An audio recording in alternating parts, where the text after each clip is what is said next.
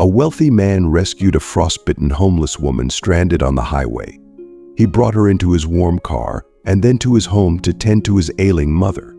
Despite the icy weather, Gary felt no chill. His luxurious vehicle, a symbol of his affluence, sped him away from the city to the sprawling Lynch family estate. If you are not subscribed, I recommend you subscribe and activate the bell so you don't miss any videos. The Lynch dynasty owned an expansive furniture empire, renowned for catering to diverse tastes and budgets.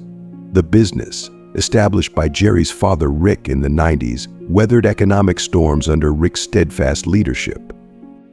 Rick had retired 5 years ago, only to pass away shortly after, his heart heavy with the regret of never having played with his grandchildren.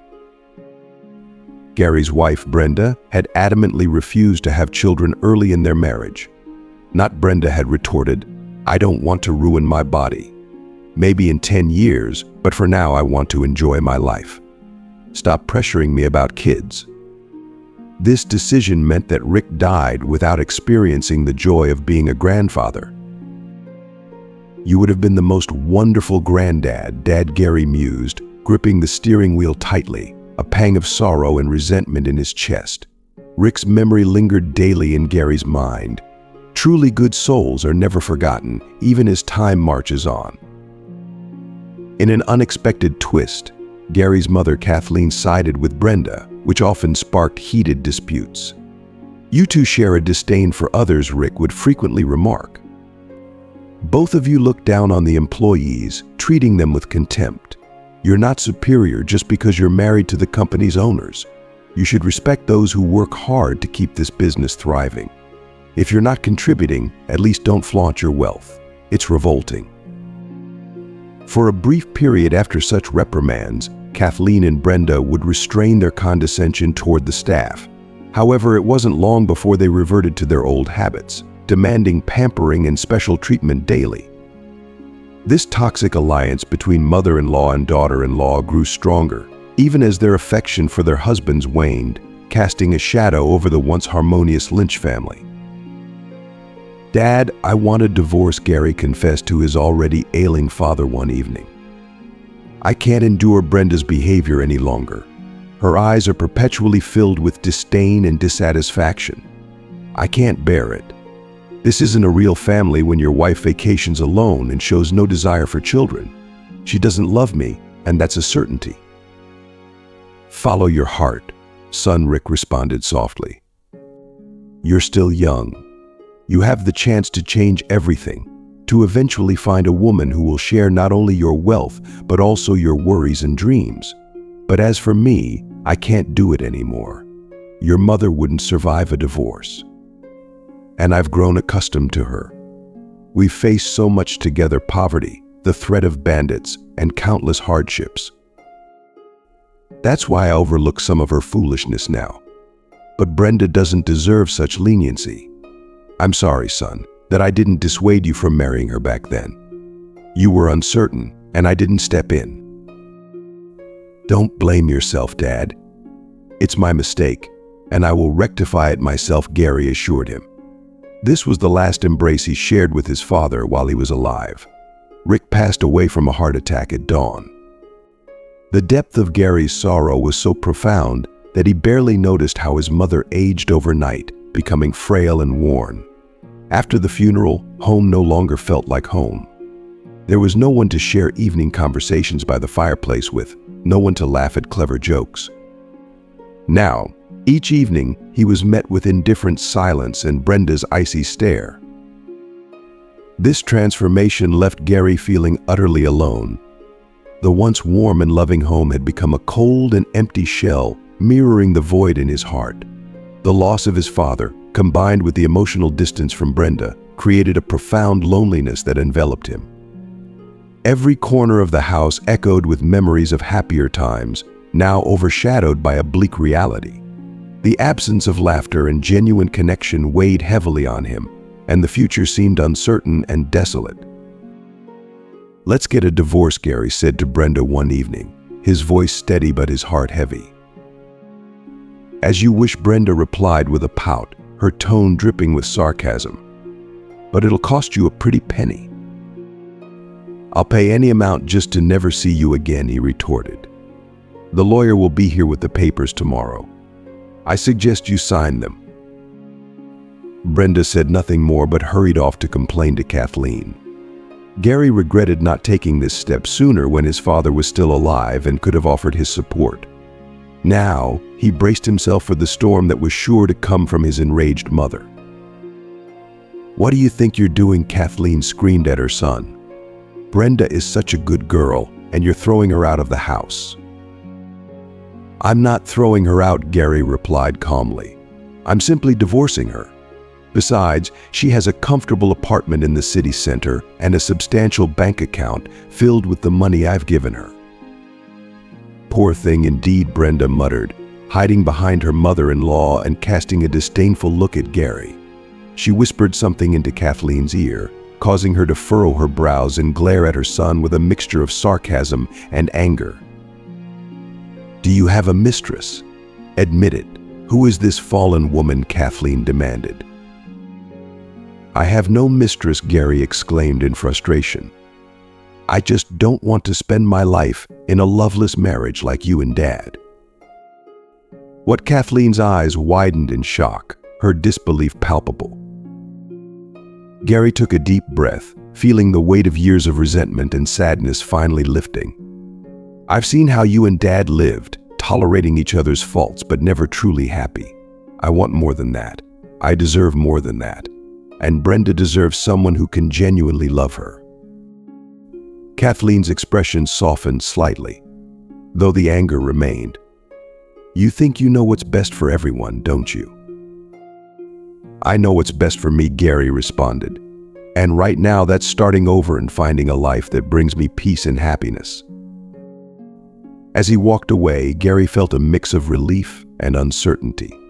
He was stepping into the unknown, but for the first time in a long while, he felt a glimmer of hope. The path ahead would be challenging, but it was his own, and he was ready to face whatever came next. "Nothing," Gary muttered. "I'm just tired and hungry." A month later, the divorce was finalized. While Gary seemed to experience a new sense of freedom and rejuvenation, his mother, Kathleen, began to spiral into despair. She withered before his eyes, refusing to eat or leave the house. At first, Gary suspected she was punishing him for divorcing Brenda, but when Kathleen started having difficulty walking, he had no choice but to force her to see a doctor, something she had stubbornly resisted until then. Despite Gary's constant pleas for Brenda to visit his mother, his ex-wife's promises were always empty. He soon realized Brenda had been exploiting Kathleen's trust and generosity, collecting substantial sums of money on every holiday and birthday, accumulating a significant fortune. "Mom, stop waiting for Brenda, and don't call her," Gary warned one day. "She used you. How could you not see that? She hasn't even bothered to visit you." "That's not true. Brenda is just busy," his mother argued, clinging to denial. "She will come." Gary chose not to continue the argument. Over time, Kathleen came to understand the truth herself. An old friend called her one day, relaying a conversation she had overheard between Brenda and some acquaintances. "Can you imagine? Your Brenda called you a crazy old woman," the friend reported. "She said living in your house was like living in hell." What? How could she say such things? Kathleen was deeply hurt and shocked by this revelation. Guilt gnawed at Kathleen, but she refused to acknowledge it openly. She had been deeply attached to Brenda, perhaps because the young woman reminded her of her youth. Letting go of that connection was painful and challenging. After Brenda left, Kathleen became increasingly bedridden, her spirit broken. Kathleen's health deteriorated rapidly. Her once lively eyes now stared blankly at the ceiling, and she often mumbled Brenda's name in her sleep. Gary watched helplessly as his mother's condition worsened, torn between anger at Brenda and sorrow for his mother. The house that had once echoed with laughter and life now felt like a mausoleum of lost dreams and broken hearts. Gary spent his evenings sitting by his mother's bedside, holding her hand, and telling her stories from his childhood, hoping to rekindle some spark of life in her. But Kathleen's eyes remained distant, her mind trapped in a web of regret and longing. As the days passed, Gary found solace in small moments of connection with his mother, even as she drifted further away. He vowed to protect her and ensure her comfort, regretting that he had not acted sooner. The lessons of the past weighed heavily on him, but they also fueled his resolve to build a better future, one where he could find peace and fulfillment without the shadows of deceit and heartbreak. The journey ahead was uncertain, but Gary embraced it with a heart full of hope and determination, ready to face whatever challenges came his way. He knew that healing would take time, but with each step, he moved closer to a life free from the pain of the past and open to the promise of new beginnings. Gary hired a skilled nurse to care for his mother, hoping to provide her with not only medical attention but also companionship and entertainment. The nurse read books to Kathleen, engaged her in conversations, and patiently tolerated her whims. "I don't like her," Kathleen grumbled to her son one day. "Get rid of her. She's clumsy and stupid." "As you wish," Gary sighed, reluctantly agreeing to hire a new assistant. Over the next year, more than a dozen nurses came and went, none meeting Kathleen's approval. Gary realized that his mother was nitpicking out of spite for his divorce from Brenda. Despite numerous medical examinations, the source of the strange paralysis gripping her legs remained a mystery. Doctors offered complex diagnoses and ultimately concluded they were dealing with an unfamiliar and poorly understood condition. "Well," young man and elderly professor told Gary, "all I can do is wish you patience. Don't lose hope. I believe your mother's condition has a psychological root. Surround her with care, no matter how challenging it becomes." Taking the doctor's advice to heart, Gary did everything he could to avoid disappointing his mother. Kathleen exploited her son's dedication, throwing tantrums and tormenting the nurses. Rumors spread throughout the town that the mistress of the Lynch mansion had lost her mind and become embittered. Few were willing to work in the household, forcing Gary to double the wages for the nurse and maid. This relentless stress took a toll on Gary. Meanwhile, troubles at work compounded his difficulties. A mysterious competitor had emerged, engaging in unethical tactics to undermine Gary's business. This competitor discouraged investors and major clients from working with Gary's company, tarnishing the Lynch family's once stellar reputation. Gary found himself constantly defending his competence and integrity, a task that wounded his pride deeply. The once thriving Lynch business was now besieged on all sides, and Gary felt the weight of his responsibilities growing heavier each day. He fought tirelessly to protect his family's legacy while managing his mother's declining health. Kathleen's relentless dissatisfaction and the mysterious disease only added to the pressure. Every day was a battle, not just to keep the business afloat, but to maintain his sanity in the face of overwhelming adversity. Gary's resolve was tested as he juggled the roles of a dutiful son and a determined businessman. He struggled to find a balance, often feeling the sharp sting of failure and frustration. Despite his efforts, the shadows of doubt and despair loomed large. Yet, he refused to give up. He sought solace in the small victories, the moments of clarity when he saw a glimmer of hope in his mother's eyes or received a rare word of encouragement from a loyal client. Gary's journey was far from over. He knew the road ahead would be fraught with challenges, but he was determined to persevere. He would find a way to heal his mother, restore his family's honor, and secure a future where the Lynch name would once again be synonymous with success and integrity. In his heart, he held on to the belief that even in the darkest of times, there was always a chance for redemption and renewal. Now, sitting behind the wheel of his car, driving through the frosty fog after another grueling day at work, Gary dreaded the thought of going home. He knew he would face more reproaches and complaints from his mother about the staff, and he was already burdened with the task of finding a new nurse yet again. Suddenly, a woman emerged from the forest and collapsed in the middle of the road. Gary barely managed to break in time. "Are you trying to get yourself killed?" he shouted, genuinely frightened. "Hey, are you okay?" The stranger lay motionless. Gary rushed out, leaning over her to check if she was conscious. She was a young woman, showing no signs of life.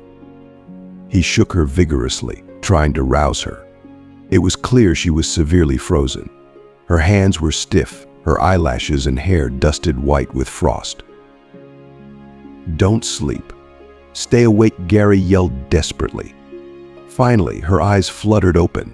She was incredibly weak. "Help me," the woman whispered faintly. Gary lifted her and helped her to his car. He turned the heater on full blast and poured hot tea from a thermos. She was so cold that she couldn't hold the mug, so Gary fed her the tea himself, gently pressing the edge of the cup to her lips. After a few minutes, she started to warm up and looked at Gary with a mixture of fear and relief, tears streaming down her cheeks.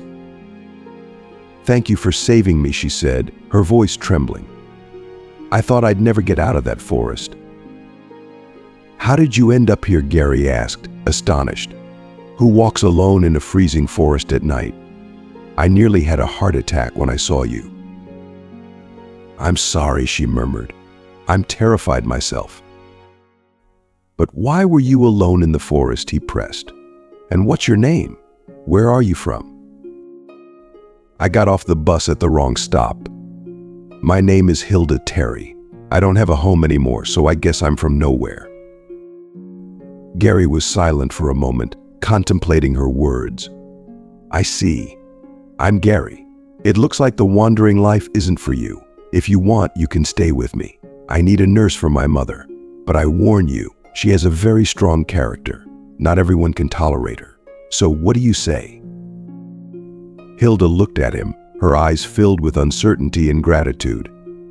"I don't know what to say. Thank you. I'll do my best." As they drove back, Gary felt a strange mix of hope and apprehension. He wondered if this chance encounter might finally bring some change to his life. For the first time in a long while, he felt a flicker of optimism. He glanced at Hilda, now warmer and more alert, and hoped that maybe, just maybe, things could start to improve. When they arrived at the Lynch mansion, Gary led Hilda inside, preparing her for the challenges ahead. He explained his mother's condition and the demanding nature of her personality. Hilda listened intently, nodding in understanding, her resolve strengthening with each word. Kathleen, as expected, was initially hostile. "Who is this?" she snapped, eyeing Hilda suspiciously. "This is Hilda, Mom. She's going to be your new nurse," Gary replied firmly. "Give her a chance." Kathleen grumbled but reluctantly agreed. Over time, Hilda's kindness and patience began to break through Kathleen's icy exterior. She read to her, engaged her in conversations, and handled her tantrums with grace. Slowly, Kathleen's heart softened, and she began to open up to Hilda. For Gary, seeing his mother's gradual transformation was a beacon of hope. He continued to face challenges at work, but with Hilda's presence, he found a renewed sense of purpose. Together, they navigated the complexities of their lives, forging a bond built on trust and mutual support. In the end, the arrival of Hilda marked a turning point for Gary and his mother. The house that had once been filled with bitterness and despair now echoed with laughter and warmth. And for the first time in a long while, Gary felt a genuine sense of peace and optimism about the future. Sure, Hilda nodded, her voice soft but resolute. "I don't have much choice anyway."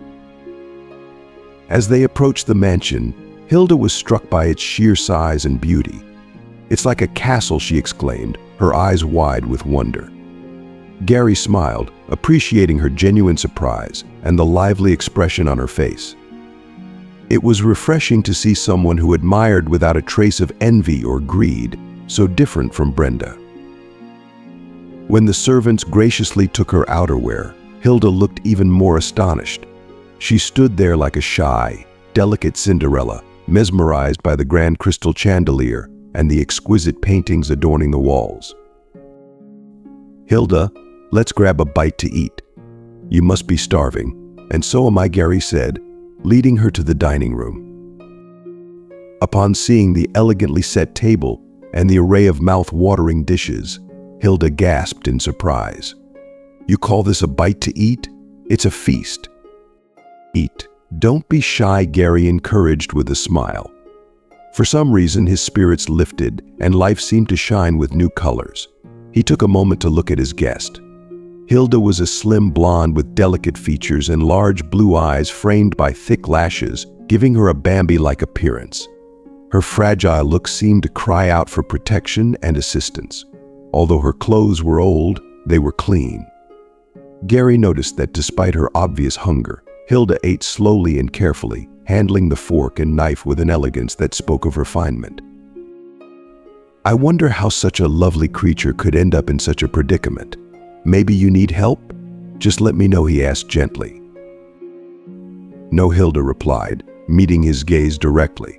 "It's my problem. I'll deal with it myself. But thank you for asking." Gary admired her determination and self-reliance. They continued their meal in companionable silence, with Gary occasionally glancing at Hilda, wondering about her past and the circumstances that brought her to this point. After dinner, he showed her to a guest room. "Get some rest, Hilda. Tomorrow we can discuss the details of the job. My mother can be difficult, but I believe you can handle her." "Thank you, Gary. You've already done so much for me," she said, her voice filled with gratitude. As he closed the door behind him, Gary felt a sense of hope he hadn't felt in a long time. The house, once filled with bitterness and sorrow, now seemed a little warmer, a little brighter. He couldn't shake the feeling that Hilda's arrival might just be the change he needed to turn his life around. That night, as he lay in bed, Gary reflected on the day's events. The unexpected encounter with Hilda had stirred something within him. He was determined to help her, not out of pity, but because he saw in her strength and resilience that mirrored his struggles. He knew the road ahead would be challenging, but with Hilda's presence, he felt more prepared to face whatever came next. The mansion, now home to a new hope, began to feel less like a cold, empty shell and more like a place where healing could begin. Gary fell asleep with a sense of purpose, ready to face the future with renewed strength and optimism. They continued eating in silence, savoring the expertly prepared dishes. After dinner, Gary led Hilda to meet his mother. Upon seeing the new nurse, Kathleen immediately adopted her usual unapproachable demeanor to assert her authority. "Hello, my name is Hilda," she said kindly to Kathleen. "I will be your new nurse." "We'll see about that," Kathleen grumbled, casting a critical eye over Hilda's simple attire. Hilda glanced at Gary, who nodded, encouraging her to take control. She smiled in response and resolutely approached Kathleen's bed, adjusting her pillow and tucking in the blanket. She then sat in a nearby chair, picked up the doctor's printed recommendations from the table, and began to read. Gary watched her with interest, trying to soften his mother by recounting how he had met Hilda. However, he was unaware that his mother's keen eyes had noticed something tender and fleeting in the way he looked at the nurse, something akin to infatuation. This displeased Kathleen, who still dreamed of Brenda's return, so she directed all her dislike and disappointment onto poor Hilda. The torment and humiliation of the nurse began promptly at 8 a.m. as soon as Gary left the house, and lasted until 7 p.m. when he returned home. Kathleen was careful not to openly mistreat Hilda in front of her son, knowing he had feelings for what she called the pauper. "How long must I wait? Should I starve to death?" Kathleen yelled when Hilda, breathless from running up the stairs, finally brought a tray into her bedroom. "Sorry, I was arranging the food on the plate to make it look nice. Look, here's a sprig of rosemary, and the fish is delicious. Try it. The cook seems to have outdone himself today." "It's finger-licking good," Hilda said politely, ignoring the harsh reproaches. She didn't get angry at Kathleen, understanding that a bedridden person needed to vent their negativity somewhere. Besides, Kathleen was the mother of her savior, who was becoming more like family to Hilda with each passing day. "Ugh, the fish is already cold from how long it took you to bring it. Go get some hot food, steaming hot, and no rosemary. I have to teach you everything. Hurry up, I still need to wash up and put on makeup. The girls are coming over," Kathleen said, reclining on her pillows and waving her hands as if shooing away a bothersome fly. But the worst times were when the girls came over. They were just as pompous and rich as Kathleen herself, and they didn't hesitate to discuss Hilda even when she was in the room, making her feel like an object rather than a person. Every day, enduring the whims of the capricious rich woman became more unbearable. Despite the challenges, Hilda remained patient and composed. She treated Kathleen with kindness and respect, understanding that her behavior was a manifestation of her suffering and frustration. Hilda's strength and resilience grew each day, even as Kathleen's treatment became harsher. She found solace in the small moments of peace and in the supportive presence of Gary, who increasingly came to rely on her both professionally and personally. Gary noticed the strain on Hilda, but admired her unwavering dedication. He often thought about how different she was from Brenda, appreciating her kindness and genuine care. He found himself drawn to her strength and compassion, which stood in stark contrast to the coldness and greed he had experienced in his previous marriage. One evening, after another exhausting day, Gary found Hilda sitting alone in the garden, looking up at the stars.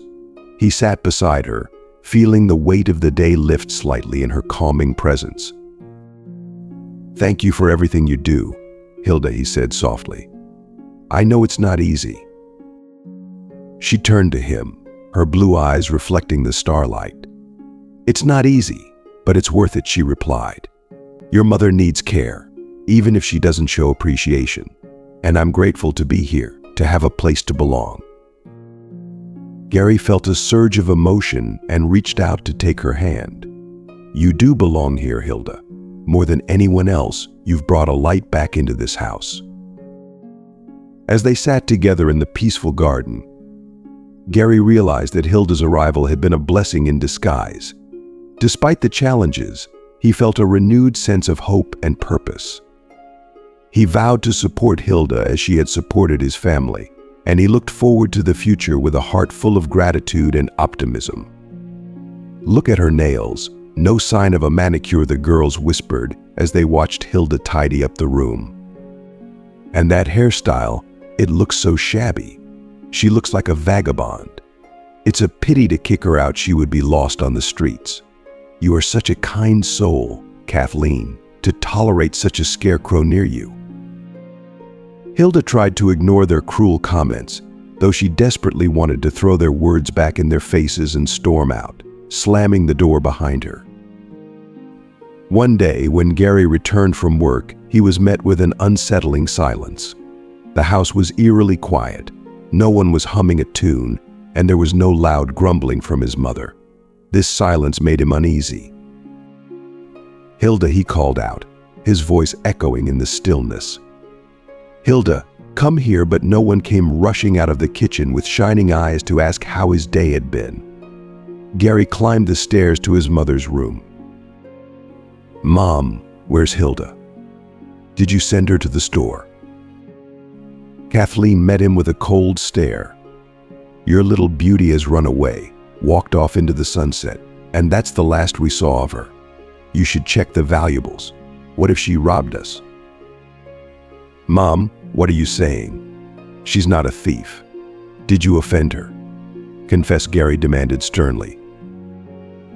"Oh, I had no trouble ignoring your Hilda or paying her any mind. Too much honor for her. Why are you so upset?" His mother squinted her eyes suspiciously. "Because she has nowhere to go." Gary spread his hands in frustration. "I feel sorry for her." He tried to mask his disappointment and anxiety, so he turned on the TV to distract his mother's piercing gaze. But it was no use.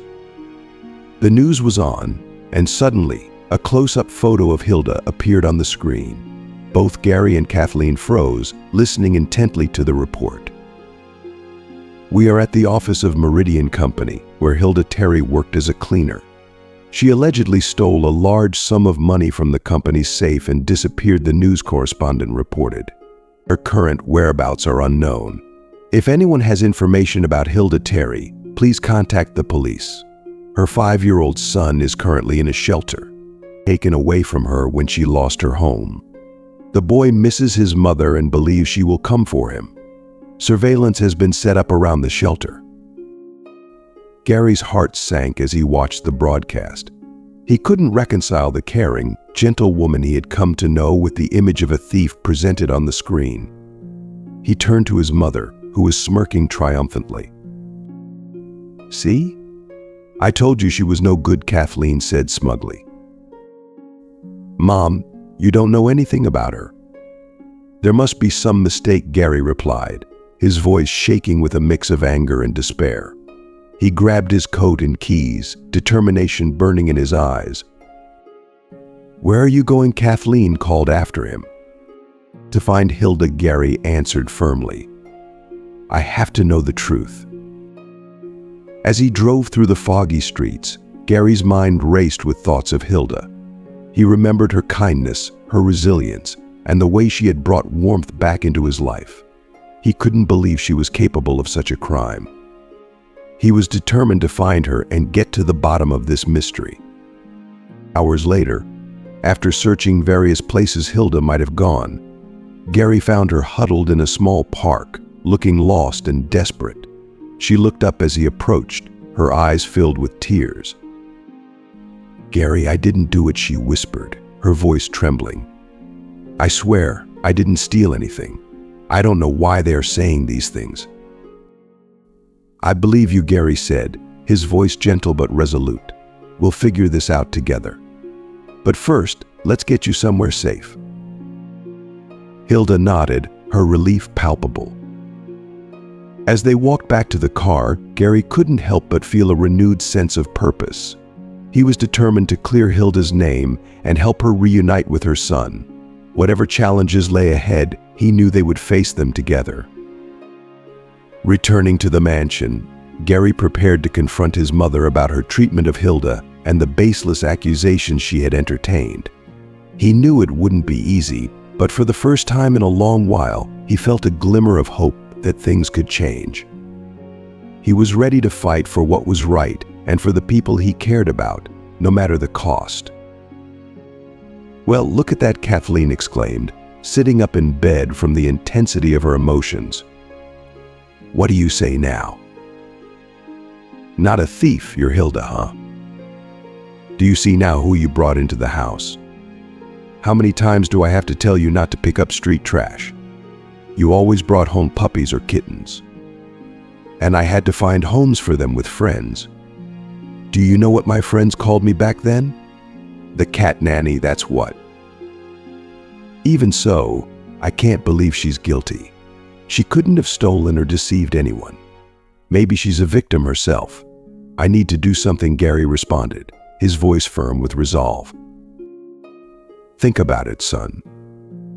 Brenda never gave us such troubles," his cunning mother pressed, her tone dripping with manipulation.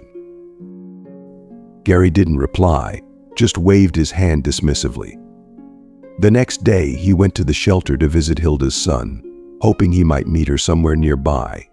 He felt a deep sorrow for the child of the woman who had selflessly and patiently cared for his sick mother, enduring all her barbs. "Can I see the boy with the last name Terry? I came to visit him," Gary asked the caregiver, who was leading a group of preschoolers to lunch. "Michael Terry. There he is," the woman pointed to a little curly-haired boy with big cornflower blue eyes. "Michael, someone's here to see you." "And who are you to him?" the caregiver inquired. "I'm a friend of his mother," Gary said. "I recently found out that Michael is here and she is wanted for some case. Has she come by?" "Oh my, what an ordeal," the caregiver said, stepping aside so the children wouldn't overhear. "Hilda came for Michael. She wanted to take him, but the police arrested her and took her to the detention center. You should have seen how the boy cried. It broke your heart just to look at him. And Michael is such a good, kind, and responsive child. How can such a wonderful child have such a criminal for a mother? Can I spend some time with him? I'd like to take him for a walk. Don't worry, I'll leave my passport with you, Gary requested. You know, you should ask the manager for permission, the caregiver advised. After getting permission and promising some sponsorship help for the orphanage, Gary went into the dining hall to find Michael. The boy was sitting at the table, stirring his food with a spoon, not wanting to eat. His eyes were red from crying, and his nose was swollen from sobbing for so long. Even now, he continued to sniff. At that moment, it dawned on Gary that perhaps his mother was right and Hilda hadn't left their home because of Kathleen. She just wanted to take her child, whom she missed terribly. A loving mother had risked her freedom to see her son. This realization terrified Gary. His heart began to beat anxiously, worried about the woman who had long since found a place in his soul. Now, he had to help her child at all costs. Gary approached Michael gently. Hey there, Michael. My name is Gary. I'm a friend of your mom's. Would you like to go for a walk with me? Michael looked up, his blue eyes filled with both hope and fear. Will you take me to see my mom? He asked, his voice trembling. Gary's heart ached for the little boy. I'll do everything I can to help you see her, he promised. But first, let's get some fresh air, okay? As they walked through the park, Gary felt a protective instinct growing stronger. He had to find a way to clear Hilda's name and reunite her with her son. He couldn't let this innocent child suffer any longer. Gary knew he had to act swiftly and decisively. Returning to the mansion later that day, Gary was resolute. He confronted his mother with a new determination. Mom, I don't care what you think of Hilda. She is not a thief, and she doesn't deserve this. I'm going to help her, and I'm going to bring Michael back to her.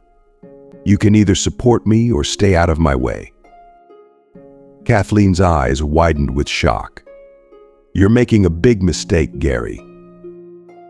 No, Mom. The mistake would be doing nothing. Hilda has suffered enough, and so has her son. I won't abandon them.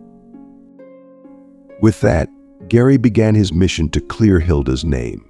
He contacted a lawyer, gathered evidence, and spoke to anyone who could testify to her character. The days were long and exhausting, but he was driven by a fierce determination to right the wrongs that had been done. As the legal battle unfolded, Gary spent more time with Michael, ensuring the boy felt loved and secure. He saw the pain in Michael's eyes and was reminded of the stakes. This wasn't just about justice for Hilda, it was about reuniting a family torn apart by unjust circumstances. Eventually, the truth began to surface. Witnesses came forward, evidence was re-examined, and the real thief was identified. Hilda was exonerated, and her name was cleared of all charges. The day Hilda was released from detention, Gary was there, holding Michael's hand. As Hilda walked out, her eyes met Gary's, filled with gratitude and relief. She ran to embrace her son, tears of joy streaming down her face. Thank you, Gary, she whispered, looking up at him with heartfelt appreciation. You saved us. No, Hilda, Gary replied softly. You saved me. You brought light back into my life, and I'm just glad I could help. As they walked away from the detention center, together at last, Gary felt an overwhelming sense of peace. He knew there would be challenges ahead, but for the first time in a long while, he felt hopeful. He had found a purpose, a family, and a future worth fighting for. And with Hilda and Michael by his side, he was ready to face whatever came next. She is not a criminal. She is a victim, Gary resolved, dismissing the opinions of others. Hi, Michael, he gently addressed the boy. Are you feeling lonely? I'm your mom's friend, Uncle Gary. Shall we go for a walk? Hello, Gary. Are you not lying? Do you know my mom? Michael asked, his eyes full of curiosity and hope. Of course. Your mom's name is Hilda, and she's very cheerful, Gary smiled reassuringly. This explanation was enough for the boy, who stretched out his arms, hugged Gary around the neck, and nestled his nose into his chest. Some strange men took her away, and the lady said, "Mom is bad." Michael shared his worries. "You have the best mom in the world, and I miss her too. But let's keep that our little secret." "Okay," Gary whispered. The boy looked at him seriously and nodded. They stepped out into the cold street, and Michael shivered as the winter wind blew into his face. "Do you like riding in a car?" Gary asked. The boy nodded enthusiastically. "Once my mom and I took a taxi to the hospital when my throat hurt a lot. I liked it." "Well then, let's go," Gary said, opening the car door. The boy was thrilled. He pressed his nose against the window, watching the passing cars and flashing houses. "Where are we going?" Michael asked. "We're going to visit someone," Gary said. "Wow! I love visits," Michael laughed. On the way, they stopped by a toy store where Gary told the boy to pick something he liked. Michael chose a small race car and a plush teddy bear, then happily walked out of the store with his new treasures in hand. It was clear these new toys were the height of his dreams, and this touched Gary deeply. He felt genuine sorrow for this little family. When the car pulled up to the mansion, Michael, seeing the luxurious house, asked, "How many people live in this palace?" "Just my mom and me," Gary replied, laughing at the boy's amazed expression. "Only 2 people in such a big house? Don't you get bored?" "Very bored. That's why I brought you here. We need to soften up a very serious lady," Gary said. They entered the grand house, and Michael's eyes widened with wonder at the opulent surroundings.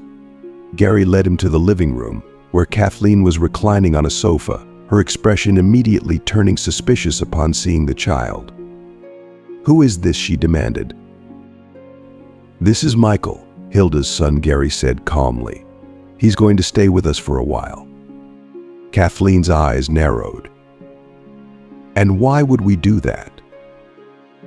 "Because he needs a safe place to stay, and we owe that much to Hilda for all she's done," Gary replied firmly. Kathleen huffed but said nothing more. Gary turned his attention back to Michael. "Let's go find your room, okay?" Michael nodded eagerly, and they went upstairs to a cozy guest room. Gary helped Michael settle in, ensuring he was comfortable. The boy's excitement at having his own space was palpable, and it warmed Gary's heart.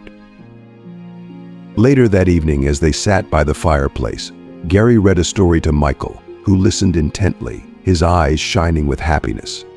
For the first time in a long while, the mansion felt alive with warmth and joy. As Gary tucked Michael into bed, the boy looked up at him with sleepy eyes. "Will I see my mom soon?" "Yes," Gary assured him. "We're going to make sure of that."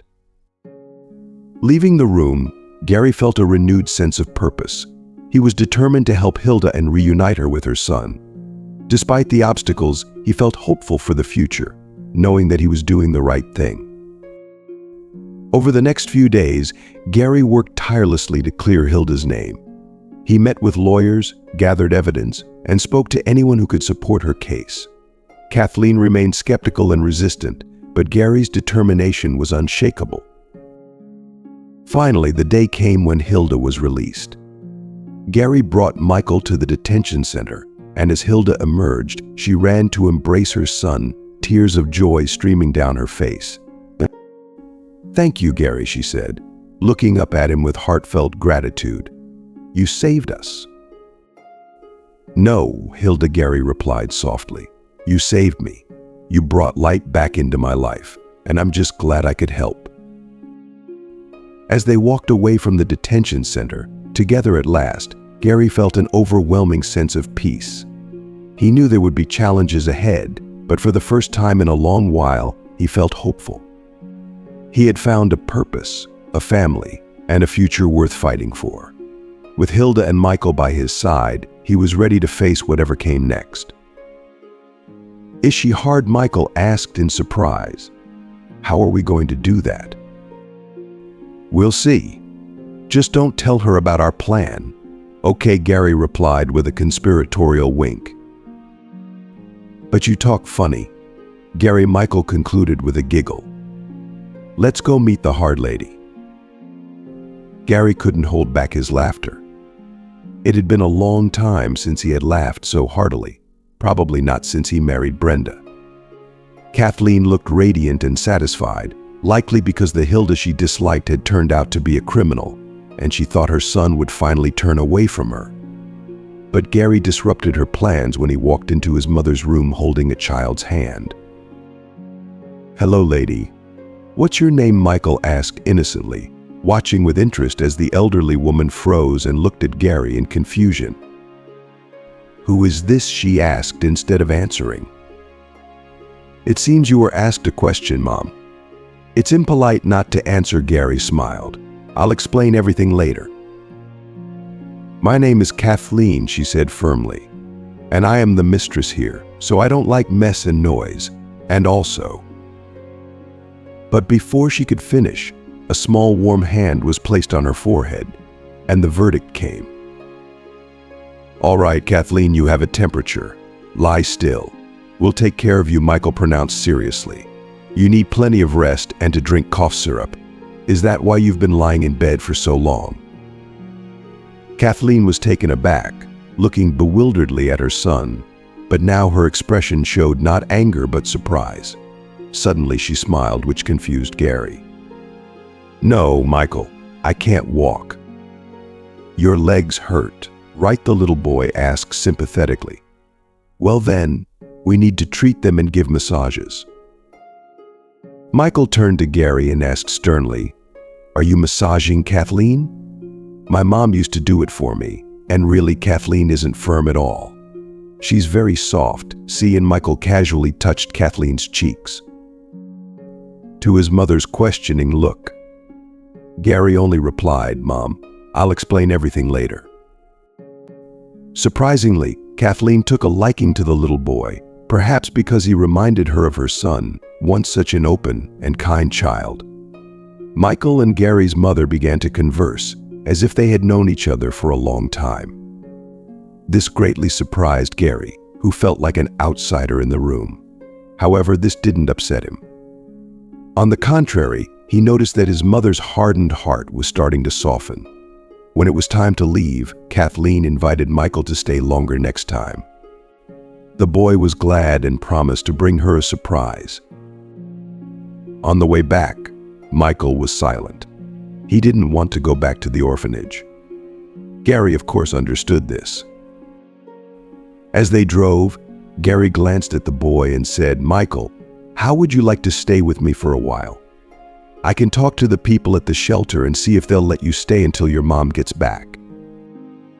Michael's eyes lit up. "Really? I'd love that. Thank you, Gary." Gary smiled warmly. "It's the least I can do." That evening, after they returned to the mansion, Gary made a few calls and managed to arrange for Michael to stay with him temporarily. The next few days were a whirlwind of activity. Gary introduced Michael to the house staff, made sure he had everything he needed, and spent as much time as possible with him. Kathleen, to Gary's surprise, began to soften even more. She took a genuine interest in Michael's well-being and even started to interact more with the staff and participate in small household activities. One evening, as Gary and Michael sat by the fireplace, Kathleen joined them. She watched the flames dance in the hearth and then turned to her son. "You were right, Gary," she said softly. "This boy, he has a way of bringing light into this house. I can't believe I was so blind." Gary smiled, feeling a sense of relief and hope. "I'm glad you see that, Mom. Michael and his mother have been through a lot. They deserve our help." Kathleen nodded. "We'll do everything we can for them. In the days that followed, the mansion transformed. Laughter and warmth filled the rooms, and for the first time in a long while, Gary felt a profound sense of peace. He continued to work tirelessly to clear Hilda's name, and with each passing day, he felt more confident that justice would prevail. Finally, the day came when Hilda was released. Gary brought Michael to the detention center, and as Hilda emerged, she ran to embrace her son, tears of joy streaming down her face. "Thank you, Gary," she said, looking up at him with heartfelt gratitude. "You saved us." "No," Hilda, Gary replied softly. "You saved me. You brought light back into my life, and I'm just glad I could help." As they walked away from the detention center, together at last, Gary felt an overwhelming sense of peace. He knew there would be challenges ahead, but for the first time in a long while, he felt hopeful. He had found a purpose, a family, and a future worth fighting for. With Hilda and Michael by his side, he was ready to face whatever came next. As they parted ways, he vowed, "I'll be back tomorrow. I swear." Michael, unable to articulate his emotions, embraced Gary tightly, then slowly retreated to join the group, his heart heavy with sorrow. He fought back tears, holding on to the belief that boys shouldn't cry, though he often struggled with this notion. Gary, however, felt a deep unease. His heart ached for the young boy, knowing an uncomfortable and lengthy conversation awaited him with his mother. Michael, Hilda's son, had she truly lost custody? Kathleen was taken aback by her son's account. She sensed his infatuation with the despised caregiver and was prepared to adopt Michael, if only to spite her. This boy had unknowingly stolen her heart.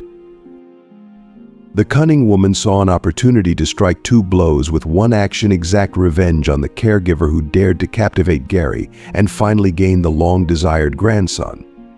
Kathleen concocted a plan. That evening, she summoned her son for a heart-to-heart. Her gentle approach took Gary by surprise. "Gary, I have a proposition. Why don't we adopt Michael? We both know his mother isn't an alcoholic or, heaven forbid, worse. Life has simply been unkind to her. Why should the boy suffer for her misfortunes? I adore the child. I believe he will bring life to our home. And remember how your father always longed for grandchildren." Jerry was caught off guard by this unexpected turn. He had anticipated another plea to reconcile with Brenda, so he exhaled in relief. "Mom, I support this completely. I'm thrilled you suggested it. I'll contact the lawyer and you can start planning his room." As Gary departed, Kathleen felt a wave of satisfaction wash over her. With Gary now committed, the ice would begin to thaw. She could finally humiliate Hilda and inflict pain upon her. That insolent woman would never see her son again, she thought with a cruel delight. Let her try to come here, I'll make sure she doesn't. I'll mold the boy into what I couldn't achieve with Gary. The adoption process was swift, thanks to influential connections and the authorities' cooperation. "I have wonderful news," Michael Gary announced during his next visit. "From today, you are officially my son."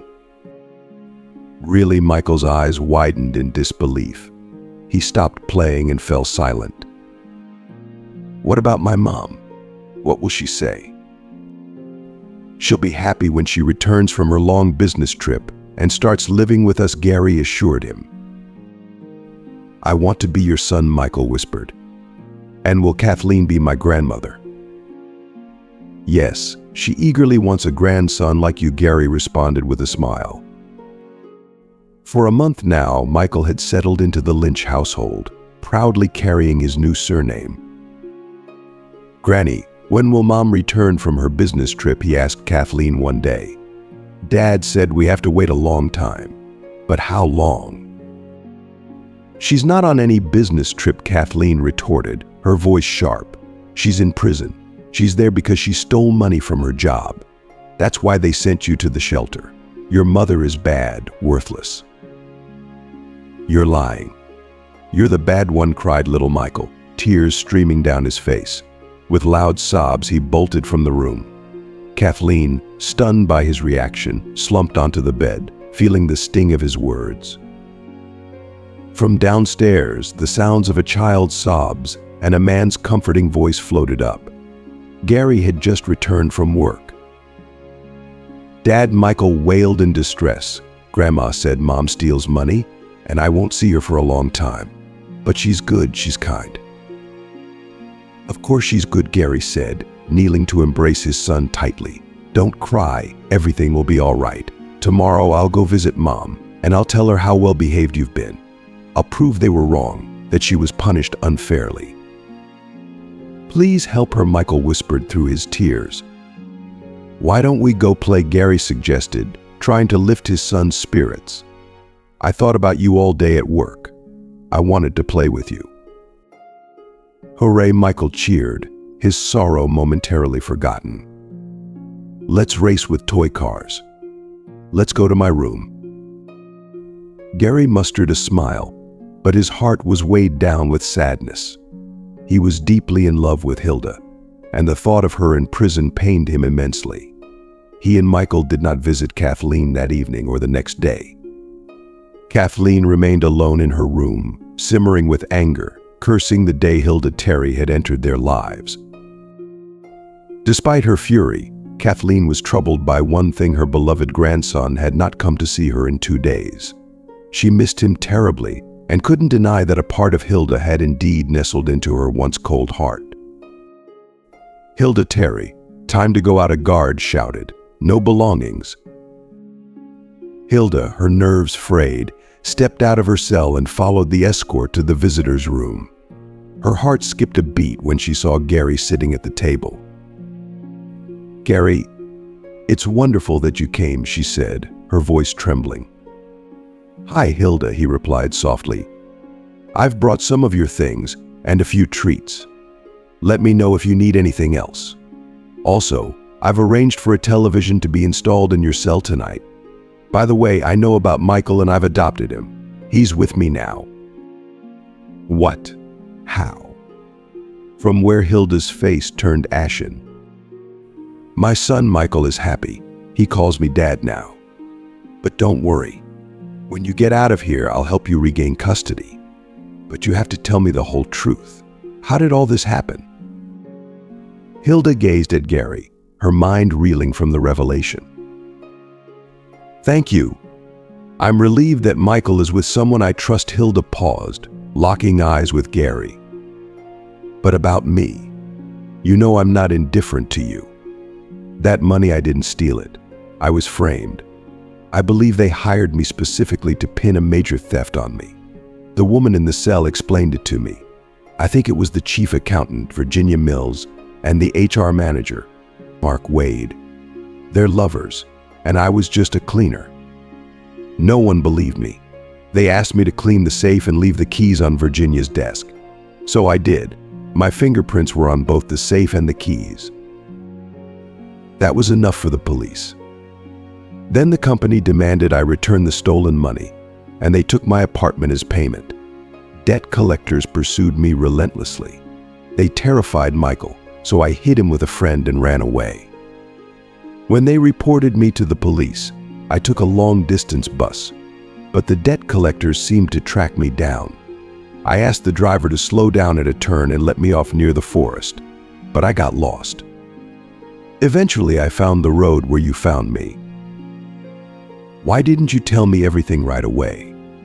Why did you run away?" Gary exclaimed, frustration and concern etched on his face. "I was afraid you wouldn't understand," Hilda whispered.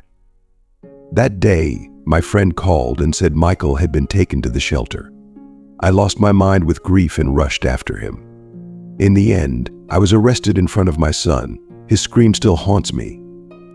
Hilda broke down, tears streaming down her face. Gary, overwhelmed by her sorrow, felt helpless. Okay, calm down," he said softly, trying to soothe her. "I'll hire a good lawyer. We'll prove your innocence and get you out of here. We'll live together. And don't worry about my mom. She's eager to find someone to torment and complain about her fate." Hilda managed a weak laugh through her tears. Only Gary could bring a smile to her face in such a dire moment. 5 minutes later, the guard escorted Hilda back to her cell, and Gary stepped outside. He took a deep breath of the crisp air. Soon she'll breathe the air of freedom too, he thought, dialing his lawyer's number. The hired lawyers worked diligently. Within 2 days, Hilda was released on substantial bail before her trial. They drove home together, hearts full of cautious optimism. Mom, Michael cried out, waiting eagerly at the door. Gary had shared the secret of her return. The boy launched himself into Hilda's arms, ignoring the gift she had brought him. They stood there, locked in a long, heartfelt embrace. Gary quietly slipped into the kitchen to prepare a celebratory dinner, giving them their moment. The household staff welcomed kind-hearted Hilda back with open arms. They were aware she would soon become their mistress. Only Kathleen remained in her room, seething with bitterness. Even when Hilda visited her with her favorite flowers, Kathleen refused to say a kind word, her eyes greedily watching as Gary and Michael buzzed happily around Hilda. "Leave me alone. I'm tired," Kathleen snapped. Michael ran to her and kissed her forehead. "Rest, Grandma. I'll come see you later, and we can read together, okay?" he said lovingly before leaving the room. This innocent, affectionate gesture threw Kathleen off balance. She had been ready to despise the world, but now angry tears streamed down her face. Her mind raced, and the ice around her heart began to melt, warmed by the pure love of a child. "Why does this Hilda deserve such joy?" Kathleen sobbed.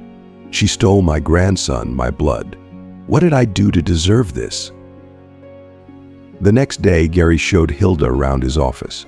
She asked to be taken on as a technician, not wanting to be a burden on Gary.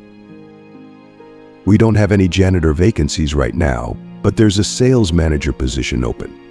You can start as an intern under a senior colleague and then work independently," Gary suggested. Hilda was taken aback by his trust. "Why are you crying again?" Gary teased, hugging her. "You should be happy everything turned out well." "Oh, I'm afraid to be too happy," Hilda admitted. "Happiness loves silence." But their happiness was short-lived. Envy often clouds people's judgment. Richard Lee, Gary Lynch's longtime business rival, whose firm had always trailed behind Gary's company, decided to sabotage the successful entrepreneur in any way he could.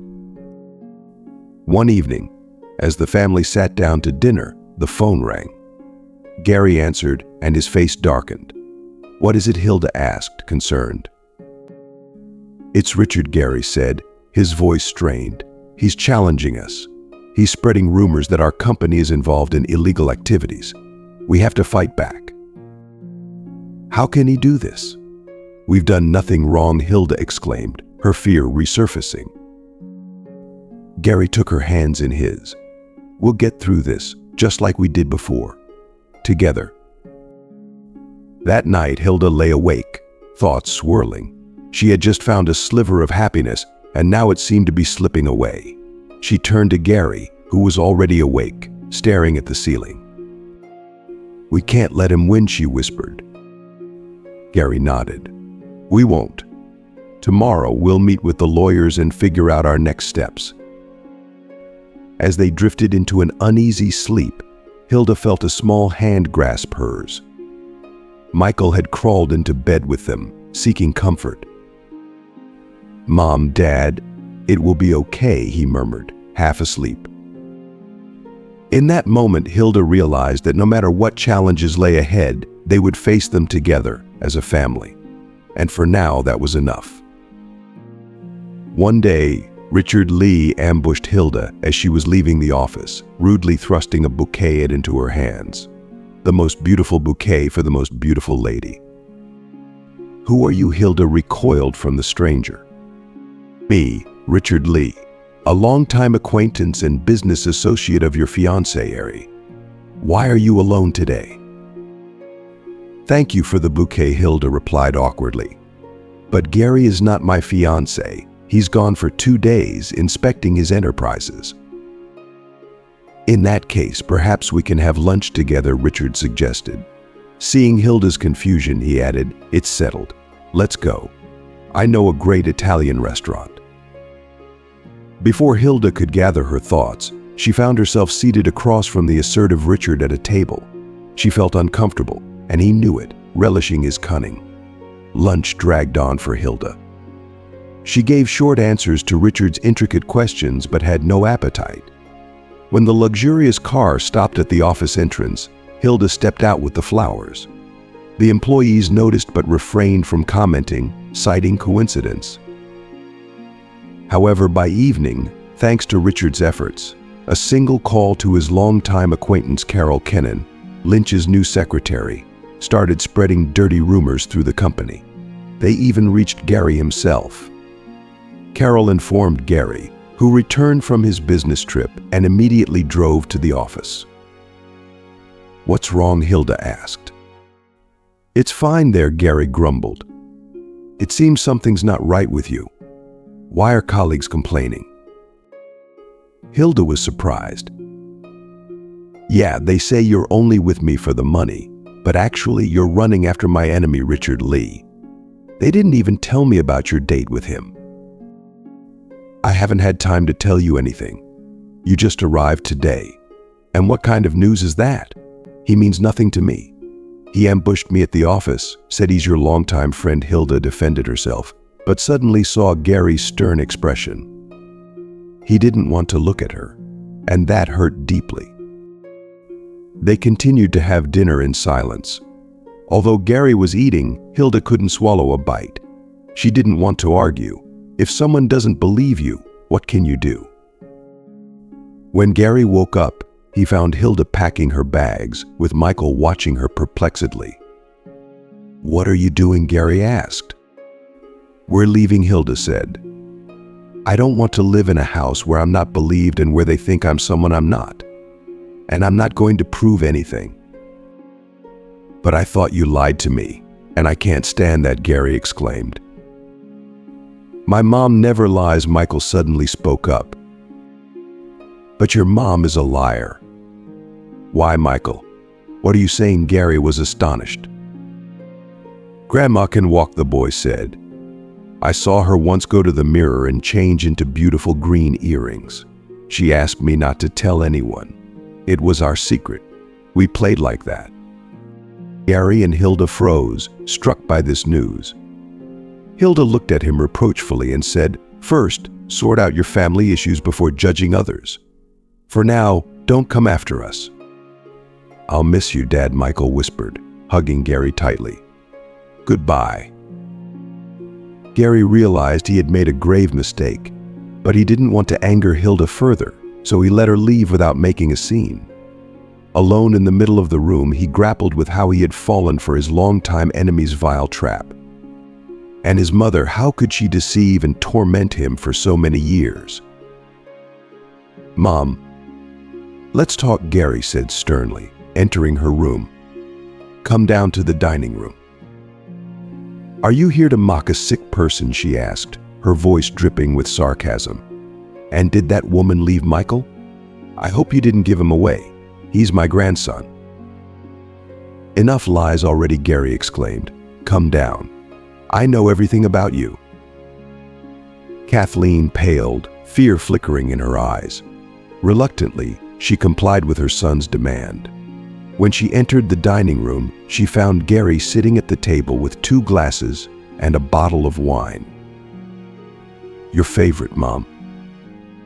"Sit down. Let's celebrate your recovery, and you will tell me why you lied to me all these years." Kathleen poured wine for herself and her son, taking a long sip of the ruby liquid. She closed her eyes, savoring the bitter taste she hadn't experienced in so long. "I was afraid you would leave me," she confessed. "After Rick's death, you grew distant from me." "Curious, why did you take Brenda's side instead of mine? Didn't you realize she didn't love me?" Gary asked, his voice tinged with bitterness. I saw myself in her and thought that this woman from high society would help you reach the top. I was sure it would happen that way. It was her suggestion for me to pretend to be bedridden to make you take her back.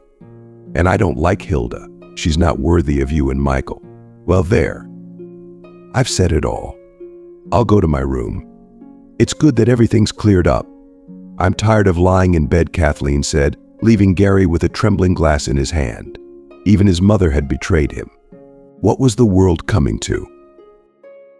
He saw Hilda's tear-streaked face in his mind, the only person who had been honest with him. Overwhelmed with regret, Gary rushed to the hotel where Hilda and Michael were staying. Forgive me, please. Truly, I'm sorry. Come back, Gary pleaded, standing outside her door. But Hilda was too hurt to hear the cry of his heart. She silently closed the door on him. 3 days later, the trial took place. Hilda was found innocent, and the real thieves were ordered to pay her a large sum as compensation for moral damages. Now, Hilda was a wealthy woman. Gary attended the trial and rejoiced for his beloved. However, at work, she persistently acted as if she no longer loved him, accepting Richard's attentions. This painfully cut Gary to the heart, and he was jealous. Richard relished the situation, pleased that he had managed to outmaneuver his hated rival. And don't hold out hope, Richard. I won't become your mistress, Hilda said during dinner at the restaurant. You know my heart belongs elsewhere. Do you still love that buffoon? He asked angrily. You could have married me and wanted for nothing. That would have been payback for that family as well. I have no reason to seek revenge on them. They helped me get back on my feet, saved me from prison, Hilda objected. But it seems I'm sick of you already. I don't want to see you anymore. Upon hearing these words, Richard angrily threw his napkin on the table and swiftly left without paying for dinner. When Hilda settled the bill with the waiter, she felt relieved of guilt towards Gary.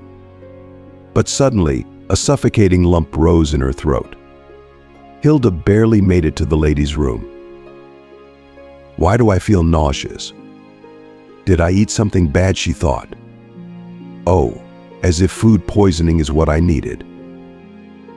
But it wasn't food poisoning. Hilda was pregnant. When she went to the doctor the next day, she found out she was already 4 weeks along. Congratulations to you and your spouse, smiled the doctor. Now you'll have to say goodbye to unhealthy food and high heels for a while, and try not to stress too much. She left the hospital happy. Hilda wanted a child from her beloved. Now she just had to tell him about it. On one hand, she was still upset with Gary, but on the other hand, she had no moral right to keep quiet about him soon becoming a father. Hilda sent Gary a message, come to our cafe in an hour. As she arrived at the appointed time, she noticed the entire place adorned with her favorite peonies. In the middle, at the only table, sat Gary. When Hilda approached, he took out a ring from his pocket. Will you be my wife? No, Hilda said shortly, though her heart whispered yes. Well, that's how women are. They are weak in the face of offense, so men need to be patient and wise, Gary thought. He smiled, disarming Hilda's anger. He knew he would retreat for now, but only for a while. I came to tell you that I'm pregnant. It's your child. There was nothing between me and Richard, and there never could be. Understood, Hilda almost shouted. Understood, my dear. I'm so happy you have no idea. And we will live separately, okay, darling? And don't call me darling. Hilda's pregnant hormones spoke for her, and she couldn't do anything about it. Gary understood, even as she walked away, proudly clicking the heels she had worn especially for him. Gary watched her tenderly as she left. He called his lawyer. Andrew, I have a matter for you. That same evening, Gary drew up a will, naming Hilda as the primary heir. Get ready, Granny. Soon you'll have 2 grandchildren. Wake up and then start raising your granddaughter or grandson right from the cradle, Gary joyfully told his mother. She's pregnant. How awful, Kathleen thought. I would like a grandchild, of course, but not from this woman. She's not of our breed. The next day, Kathleen received a call informing her that Gary had been in an accident and was in a coma. The ground shifted beneath her feet in shock. She rushed to the hospital, where she mobilized the best surgeons and intensivists. Her perseverance bore fruit.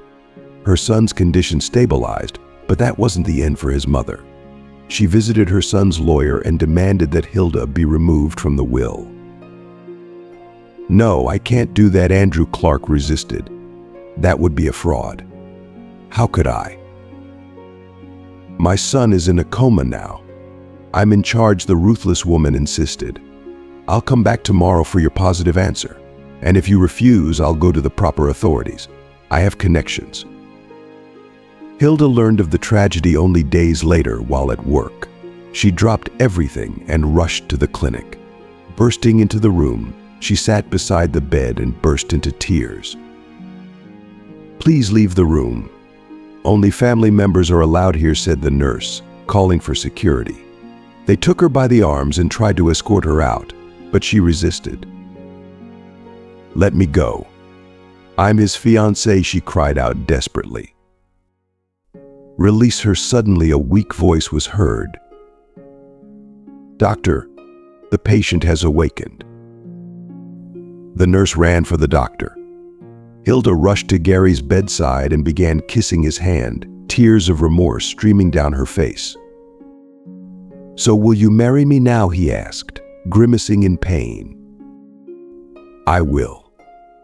I will marry you. I'll run to the ends of the earth." "Just stay alive," exclaimed Hilda. "Well, now I have to," smiled Gary, "and forgive me for everything." The nurses gathered behind them, their hearts skipping a beat, witnessing the reunion of two loving and proud hearts. Some discreetly wiped their noses, moved by the scene. Learning from his lawyer about his mother's deceit, Gary silently packed his things and, without answering her questions or apologies, left home. He didn't even invite her to the wedding or Brittany's baptism, completely cutting her off. Kathleen could only hope for one annual message from her son, a birthday greeting, having destroyed her happiness with her own hands. One sunny summer day, while the whole family sat in the garden enjoying its coolness, Hilda said to her husband, "Brittany turns 3 tomorrow. Should we invite Kathleen? I think she's redeemed herself. Maybe it's time to stop resenting each other. After all, she's your mother." "And what about you?" Gary asked, concerned. "Me? I'm happy with you, and I think I've learned to protect my happiness." "Don't worry about me," Hilda smiled and tousled Gary's hair. The following evening, a timid elderly woman walked through the garden towards the summer terrace where the whole family was sitting. The children noticed her first with sharp eyes. "Grandma, you came." Michael flew towards Kathleen as if on wings, followed awkwardly by chubby Brittany, repeating after her brother, "Grandma." Kathleen stood there, her eyes filled with tears, overwhelmed by the warmth and love she saw in her grandchildren's faces. She hesitated for a moment, then embraced Michael and Brittany, feeling the sharp pain of regret and the sweet relief of forgiveness. Gary watched from a distance, his heart heavy but hopeful. He walked over to Hilda, who stood quietly by his side. "Thank you," he whispered, his voice thick with emotion. "Family is everything," Hilda replied softly, leaning into him. "It's never too late to mend what's broken." As the evening sun set, casting a golden glow over the garden, the family gathered together, the air filled with laughter and the promise of new beginnings. Kathleen, holding her grandchildren close, finally felt a part of the family she had nearly lost, her heart healing with each passing moment.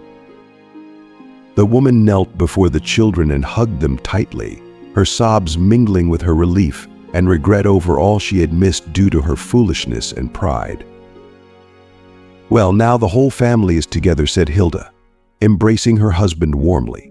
She knew in her heart that they would face whatever came their way, united and strong, and everything would be fine. Thank you for joining us on this emotional journey of love, forgiveness, and redemption. We hope you were touched by the story and found meaningful lessons within it. What have you learned from this tale? Please share one thing you've learned and plan to bring into practice in your own life by commenting below. If you like this video, please leave your comment below, and don't forget to like, share, and subscribe to our YouTube channel for more heartwarming stories and valuable life lessons. All the best to you.